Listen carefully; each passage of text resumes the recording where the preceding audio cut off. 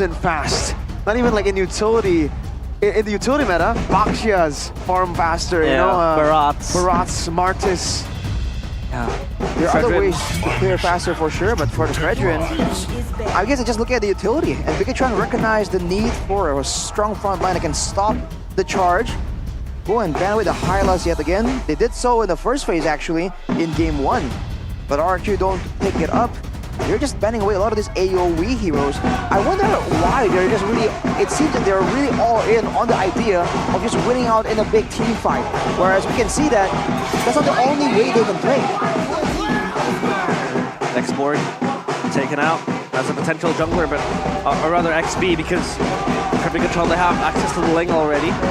Now for Super Ken, we'll have a field day with that Ling.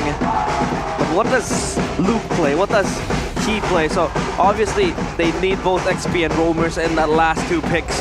But for RRQ, the only lane they can flex right now is that XP in the jungle. And then again, I'm not a fan of that Fredrin XP. Yeah, I am a big hater of the Fredrin XP. I've always been. But I think for RRQ, if this is truly a utility jungle, if this is truly a Fredrin, that might be setting up for a comfort pick for Dyrant. Benedetta, Paquito. Choose my own These 2 big picks. Let's see what they go for. They go for the Arlet. That can still be flexed, by the way. We did see Bigatron just use that, so definitely doesn't close the window of picking up a Paquito or a Benedetta still, because up against the Ling, maybe you want to try to outplay with the Benedetta. Benedetta Ling, I feel like it's still a tall order. Trying to outplay the Ling with all that mobility, all that outplay potential. There hasn't been a single pick right here for RRQ that can really stop the Ling in its tracks. Unless they really start getting the ball rolling and really go into the jungle and deny a lot of these purple buffs. Especially with the gold lane as well. Kind of looking even, if this is a larger gold lane indeed. I don't know, man. It just feels like RRQ needs something more right here for Bigatron though. Glock. And Terizla. Okay, so they end up with a very still tanky last 2 picks. That's good. They were lacking front line still for Bigatron Alpha. I thought they would just go double down on the aggression and go for Jawhead, because that's something we haven't seen a whole lot of. Oh, the big Dervis against the Valentina. Whoa. That's a big resource to be giving a comp that wants to dive like this. Wait, Aurora XP? EXP lane Aurora. EXP Aurora? How does this function? What? Well, you can clear. You can.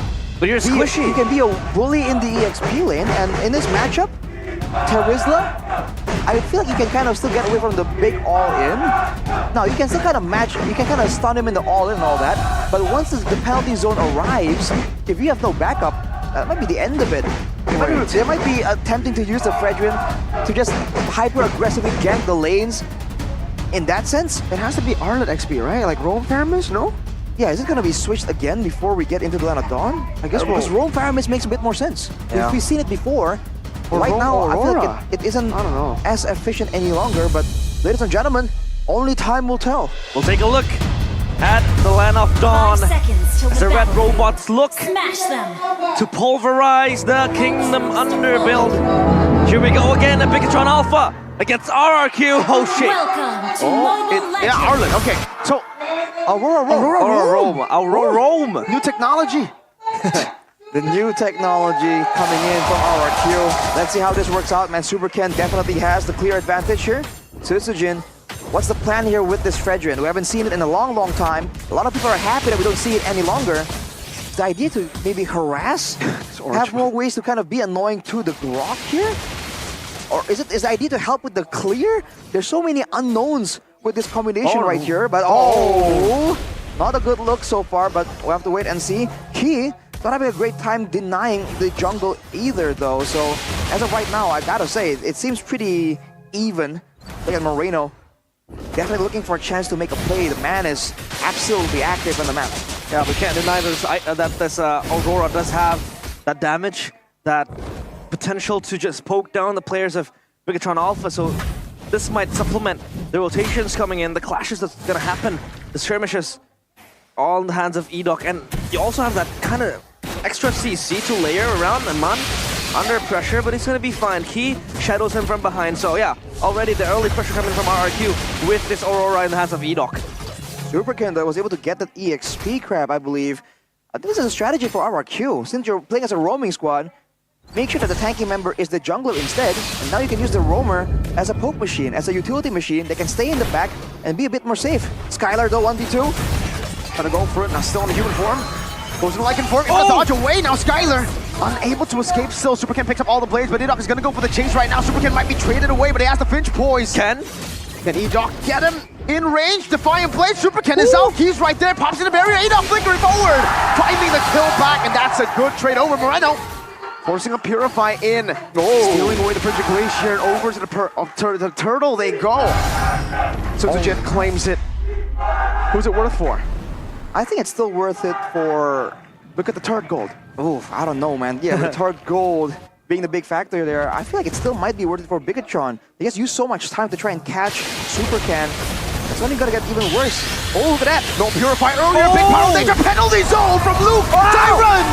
An amazing response, this time not staying in lane, rotating and reacting to Luke's maneuvers. They rotate, and Dyron with the huge counter play.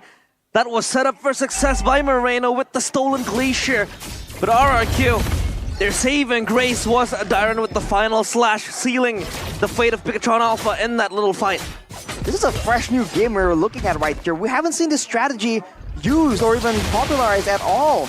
The roaming mage. Like back then when I first started playing the game, I did think that a poke mage as a roamer can kind of work, but that notion has long been debunked. At least up till this moment, RRQ is still getting an okay time right here. And when it comes to neutral objectives, they, so far at least, have had better control. But they don't have really a way to shut down Supercan, who has been active in farming. Well charged though. Going over to Edok, doesn't have the passive, Frigid Glacier popped in, but it's gonna be dodged away from with the Tempest of Blades. Suzujin tried to read the blades out super fast by Supercan as expected on the Ling though. And they claim another to equalize on the scoreboard. Right. Iman with the recalls. Skylar not obliging as of right now.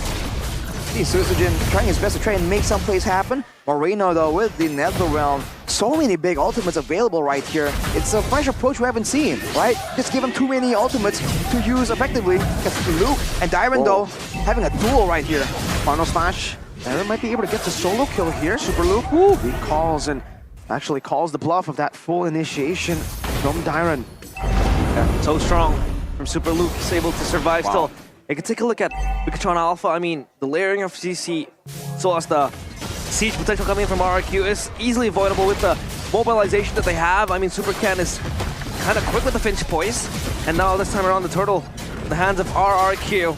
Bigatron Alpha looking to call the respawn. Final slash over, Supercan still with the Temple of Blades, still going for it, wins out the retreat battles, that's a penalty zone into the wild charge. Good Netherrealm to escape with the Frigid Glacier to disengage. Edok swinging a hammer still, Luke Key with the power of nature, just trying to scout in, down with the vengeance. Now with Moreno still in the back line, trying to look for the Netherrealm opportunity to turn this fight around. Key with the flicker out, Tyron with the execute, so Turtle over for that kill, but it's only on to Key, and meanwhile, Emon's doing a whole lot of damage, making Skylar lose out a whole wave up top. Maybe we haven't seen the full potential right here. Dyron 1v1 with Supercan. Whoa, going in, that's a whole lot of damage. Supercan might have to respect this, man. And they're gonna go for it. Ken still, Finch poised with the retreat into the minions, and Mon in the 1v3, what? Now what is Amon for? Still there, Moreno, Netherrealm, walking forward and looking at RRQ as he forces them to recall. Great plays back and forth right here, but look at Bigatron's gold advantage. You're seeing the value of the time wasted here. Bigatron with so much more mobility are having a much better time just being active around the map. Especially with Key exposing everyone again and again. Makes it very easy for Bigatron to see these big ultimates, these big play attempts coming to whichever lane it was. Look at Super Luke finally getting out of the lane, trying to find more ways to be active. This Fredrin, I feel like for RRQ, they are surviving really well right here, but they're not really having enough damage to trade back. I wonder if with the passing of time, with more items in their inventory, they can do better. But Suzujin getting moved, they're using a lot of resources on him right now as Moreno walks up forward, zones 3 members of the backline away. Looking to be engaged on Rins, almost went for it. The Stampede unable to find its mark there. Now one charge onto 3, Supercan! Getting rid of the HP bar, frozen though! Great reaction from RRQ! And Bigatron are forced back, Key forced to use the conceal. And you can hear the war cry from the kingdom in the building. Wow, an unexpected turn of events right there. Supercan I thought he was for sure gonna arrive and just demolish everyone, but he says no. And Man 1v1 against Dyron right here. Is the Harris strong enough at this point with the turtle on the top side? And still down, that's another freeze. The pretty glacier over from Moreno, able to find Rins, but the retribution obviously still goes towards Sutsujin, who's the only jungler there. Rins is the mid lane, by the way, and he got picked off again. They get the turtle, and for Bigatron Alpha, at least this time around, their gold lead able to be stamped down by RRQ, but still. Bigatron with the cross map place. Oh, final slash. It's gonna be fine. Purify, Fairmon. Thunderbolt. All good. But yeah, that talk to me about this build. We did see the Thunderbolt being built. Yeah, but it's not here. Oh, there you Exactly. go. There you go. Okay. Thunderbolt Ling. Ah. Wait for a bit more tankiness, maybe a bit more utility with the slows. Definitely a different approach we haven't seen in a while. And Dyron is still going with the regen-based attempt. Look at this play though, going on Super Luke. Yeah, doing a whole lot of damage. Oh, Appraiser's Trap 2. Luke still holding onto the penalty zone. It's like they're just having not enough damage here, but they're very happy to just get the members of Bigatron low enough that they're going to go back. But look at Skylar. Oh no. Engaged on right now. Moreno just recalling him in the Nether Realm. Late. He didn't use the flicker though. Sutsujin gonna go for the chase. Goes in for the retribution. Moreno pops in the Nether Realm right now as he's able to space out and away. Oh. But now it's forced back. Stampede into the frigid glacier. Gives him the thumbs up there. He got me good. Zaman forced down below. Dyron's still able to pop in the final slash. They are looking to go for the siege here.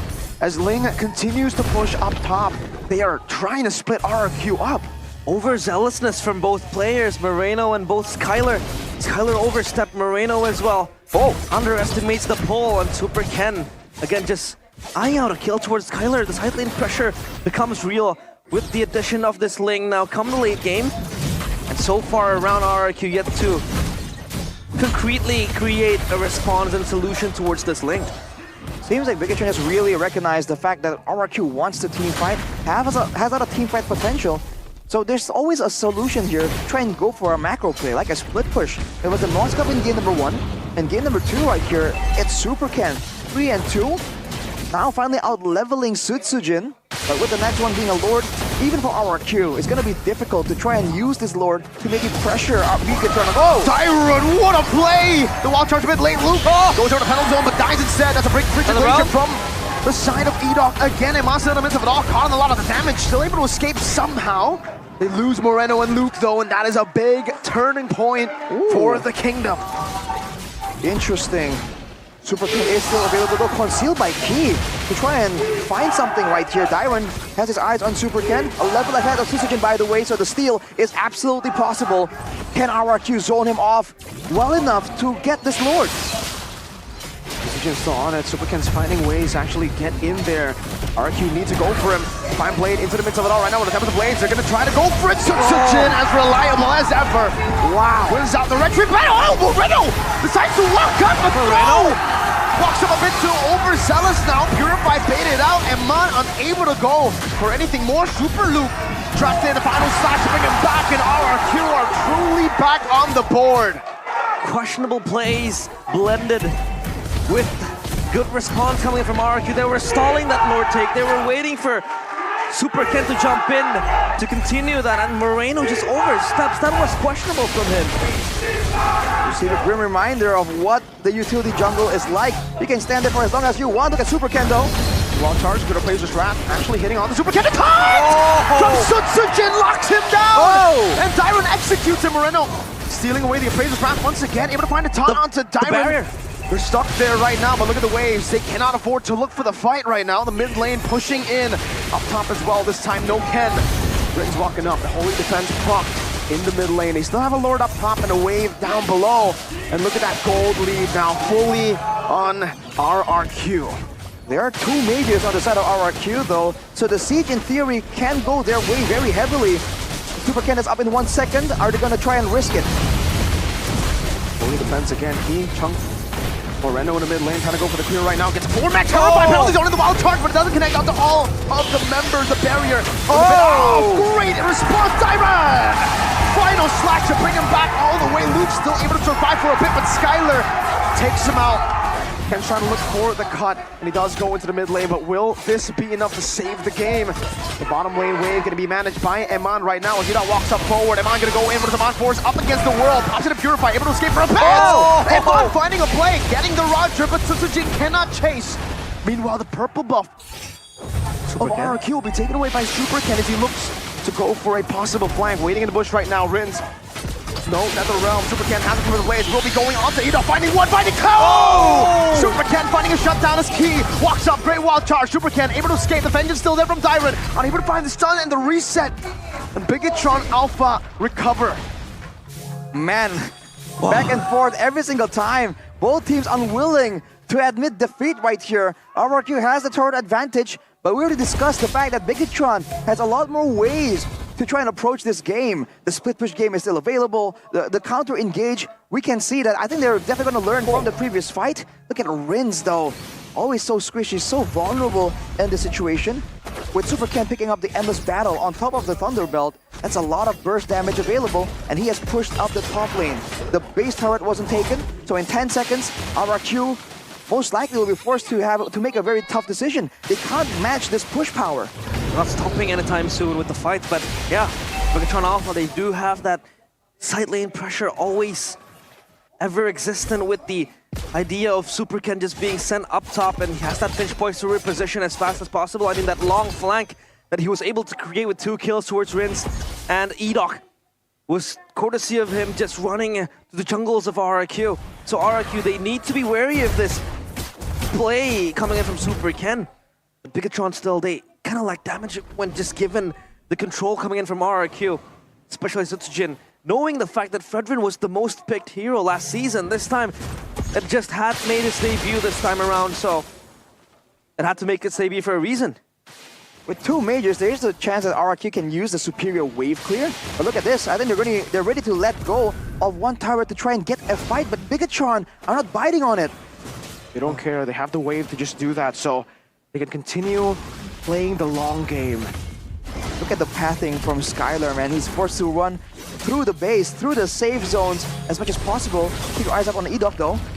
Oh, 1v1. 1v1 against Skylar. He has the top of the waves. Will be able to use it. Skylar, can he survive? Good Nether Realm. Super Ken. Now the pinch point. Skylar with the Lycan Pounce trying to go for the chase. They baited out. Another Realm. That's just another Realm right now. Dyron poked down. Moreno has his own Nether Realm that he stole away, and Super Ken will be able to get back to a good amount of HP. Yeah, that Nether Realm, of course, going to be very crucial in the next few seconds, especially this Lord now. Just hold Paid actor held in Lord. place. Yeah, it's a paid actor having to skip that barrier from Super Key. So yeah, they extend, and this time RRQ can wait for the timers. And that timer is another realm coming in from Rins. But for Moreno, he also has that Nether Realm of his as well. Again, just blocking the pathway towards the Lord. You shall not pass. Don't pass. Gandalf King. And Bigatron can do this indefinitely, man. There is no reason why they can't keep going for it. By all means, though, RRQ can focus more on the clearing and more on dealing with Super Ken, because the Lord right now isn't as easily cleared. And that might be the intention here by sending Dyron top side. Look at the response from the team. Everyone's just playing this so disciplined. They know at this 15-minute mark the death timers are long. Tsuzujin, though, He walks up there, does a bit of damage. I think it was Edok and Rins together too, but so annoying. This Ling always just up top, clearing, shoving, forcing RRQ to be constantly a man down.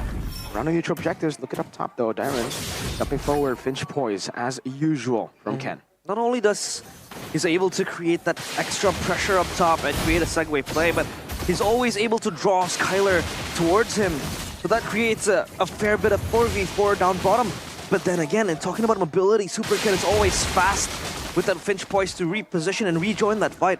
So RRQ, a man down means that Bigatron can just corral them into a disadvantageous position. Actually, he's gonna go into the purple buff. Exactly. Go where you think he's gonna be, not where he's going to. Tsuzujin reads the purple buff situation. Now RRQ can force a fight. That's going all alone. Another roam still there for Rins though, while charge connecting. It only lands on one. Eman on the back line though, dealing a lot of damage on the timer. Super Loop doing the same as well. Tsuzujin might use the Retri here, and he gets it. The Retribution used up, but Super Ken, now with the Retri advantage, actually starts up the Lord. They want to go for it. Was that enough for RRQ to win a fight? the call there from Super Ken trying to force the Lord there. They go with the exchange. So they're already very low. Doesn't have the retribution. There's another realm there to save them, but it's another realm now responded over with as well. Zaman still on his Zaman Force, dashing back and forth. Super Luke taken down. The push stampede over. Key is next in the chopping block. Super Ken still no purple buff. Retribution up in 8 seconds. They can't go for it. Can't voice cancelled out, finding Dyron, but that's about it. That's all he can find. Moreno frozen and taken out. Now it's just Zaman. Who was there in the bush? Synchro Fission, Zaman Force used up, dodging away from the stun, getting the passive, jumping back again! Eman! Winning out in a 2v1 and saving the game perhaps. Oh, Lycan Pounce, so Skylar. Great timing on the Lycan Pounce to find it, and now it should be a Lord for RRQ. The Terminator kneels down to the Crown Prince. Thankfully, RRQ, they still prevailed. Eman posed a huge threat, but this time RRQ, they're on the front foot of this game. Oh man, it's an insane decision coming in from RRQ. They use the Retribution to deny the purple buff. By doing so, they deny Super Ken the resources to make the split push play. And then right there, Bigatron understood that, goes for a fight to try and force RRQ to maybe panic on the Lord take, but RRQ don't bite on it. And finally, that team fight advantage we're talking about with 2 mages, 2 AoE sources, paid off. Now with the Lord, in theory, they shouldn't worry about the split push. They should be able to force Bigatron to a 5v5 where they have an advantage. Bigatron are the ones who have to try and play a mind game right here. Oh, Whoa. Super Ken, it's so scary. He has the Finch voice, but Sutsujin is going towards him. Yeah, he used the Finch voice already. Sutsujin actually winning out of this 1v1, forcing the Retribution, and Super Ken does a bit of damage again. He's actually able to split Siege up. There's a big Lord though in the mid lane, and Super Luke's gonna be frozen away. Brought back with a final slash and taken out. Great pickoff now, and Super Ken might have to just recall and join the team. RRQ still using the Cannon in the bottom lane. Super Ken was not able to fully clear out the wave, and Super Ken looks for the flank here. The Enhanced Lord is already on the base. 18 minutes in, Super Ken with the flank right now. Zaman Force just popped in. The top of the blaze used up as another round comes out to save RRQ. Eman jumping back and forth. Skylar losing a lot of HP. Eman finding the window to go for the kill in the midst of that fight. Eman has always been the foundation to try to hold Bigatron and play Super Ken, witch hunted by the kingdom. He's gonna be fine. The Finch voice, always so mobile with it. An insane play by Eman right there. Barely getting in range for it. Now with a man down, RRQ needs to be very careful here. They need to back away. They should know they don't have enough damage per second. They don't have the marksman that will be hitting so far. Let's look at the items right here before the next train of events starts. Has claws for Super Ken. He has sustain right here. In a duel against Sutsujin, I don't think it's clear that he's going to be losing. He might be able to come out on top right there. With the Malefic Roar as well as the Berserker's Fury. Way too much damage. Same thing can be said for Eman there. Holy Crystal, Divine Glaive as well. You're seeing where the damage is coming from. And not a lot of respect defensive items by both Rins and Edok. They're purely relying on Dyron and Sutsujin to try and give them the protection they need. Super Luke though, not mobile. DPZ. Whoa. 2 big resources, Flicker and Penalty Zone. Yeah. Ken had to retry. That's 2 resourceful things that he had to blow away. And yeah, again, connecting toward what you said, Arashi, the fact that Edok is going like a full mage build means that RRQ also have that extra damage that they need, the burst, to just cut down to the players of Bigatron Alpha. But then again, RRQ with the Netherrealm has always been such a menace, such a pesky task for Bigatron Alpha to face. So Moreno can just copy that ultimate and maybe use it for himself. But the timing needs to be right. It has been done, proven time and time again that it could work. But for RRQ to have the front foot with that ultimate usage means they have and they can dictate the tempo when it comes to the team fights coming in from Bigatron Alpha. And again, Super Ken trying to work away with the side lanes. But RRQ has been responding to clearing it very, very fast. And that's because their jungler, the fact that there's not enough burst damage technically in the hands of Bigatron to really immediately delete Sutsujin. So he can really move forward right here, and with the protection, with the potential to counter-engage and the Netherrealm, they're just doing a good job. They're setting up a net right here to trap Super Ken. They might close in on him. Uh-oh, Super Ken, again, on the blacklist of the players of RRQ. He's gonna run away, parkour! Oh! The purple buff though is gonna be up in a bit. Bigatron have already done The Lord! half of the HP over the Lord. Now it comes down to the Retribution. Who's it gonna be? It's gonna walk charge over here! Oh! with a super cat and Dyron finds a massive final slash. Luke jumps into the penalty zone. Moreno all by isolated key. Red out in that bush now loses his immortality as Luke is actually able to take out some damage over to Adolf, but he's only just a roamer right now as Iman is left to defend all alone. Does he have his Iman for it? Does he have enough resources? No, he does not.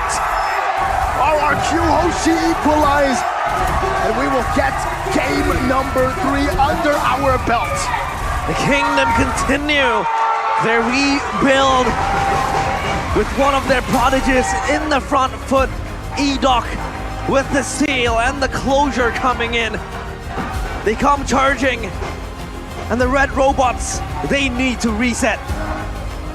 What in the world is going on?